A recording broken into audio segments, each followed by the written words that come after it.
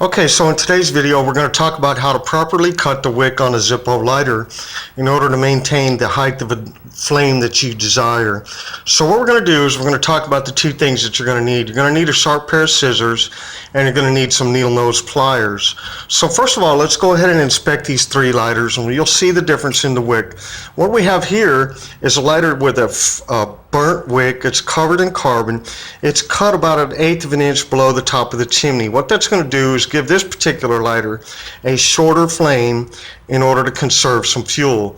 So that's the way we're going to try to cut it, is just slightly below the top of the chimney, because we want to go ahead and conserve fuel. Now a lot of people go ahead and cut their wick to the top of the chimney, and what that does is give you about a 3/8 to a 1/2 inch flame, and it's what's considered a normal size flame.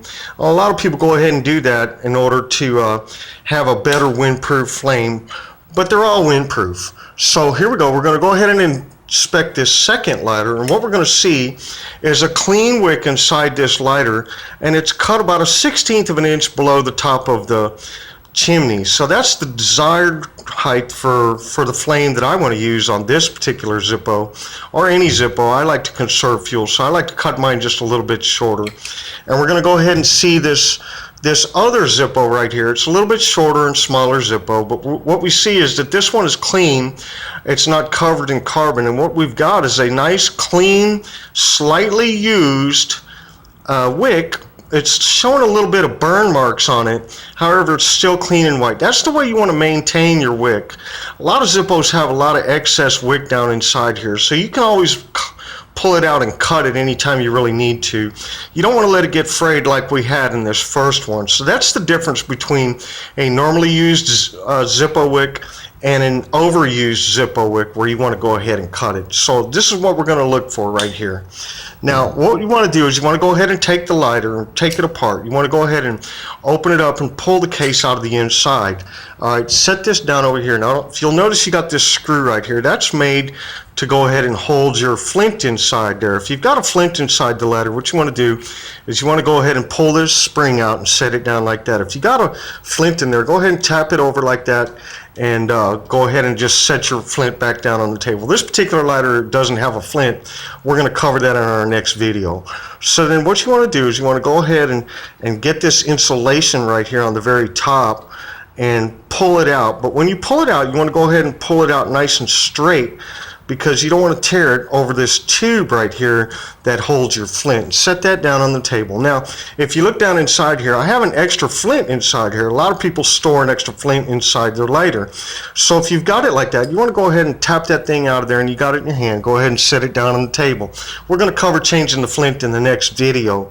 So now you'll see that you've got a lot of excess cotton, what I call cotton, down inside here, jammed in with the wick. So you want to go ahead and get down in there with your scissors and pull some of this cotton out of there. It will free up your wick a little bit so that you'll have a pretty easy time reaching down in there and pulling it out. If you can't get it, go ahead and pull some more of that cotton out of there.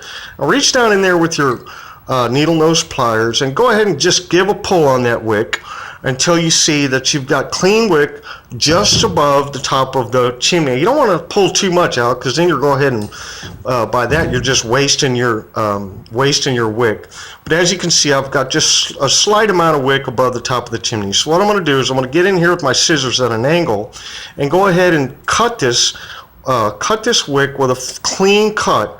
And I'm going to go ahead and just make a nice clean cut right there, and try to get it where it'll be right above the top of the chimney. And so we've gone ahead and made a cut. It's pretty even with the top of the chimney, maybe just slightly lower, and that's really the optimum height that I'm looking for right there, is just below the top of the chimney. So what I've got is I've got to go ahead and put this thing back together. As you can see, this is a real short process. It doesn't take very long to go ahead and do this. And so you want to go ahead and put your cotton back down in there, press it down with something that's not sharp, and then go ahead and take your other piece of insulation, set it back down on the top right here, and then press down on it slightly. Take your spring and set it back down inside the hole there. Press down on it slightly to where you can catch a thread. Now some people go ahead and tighten these with a very small screwdriver, what I call an electrician screwdriver, but it's got a knurled edge, so you can go ahead and do it by hand. You can go ahead and tighten it up by hand, but you don't want to get it too tight, so all it's going to do is just feel like it's snug. Once it feels snug, you're good. Leave it like that.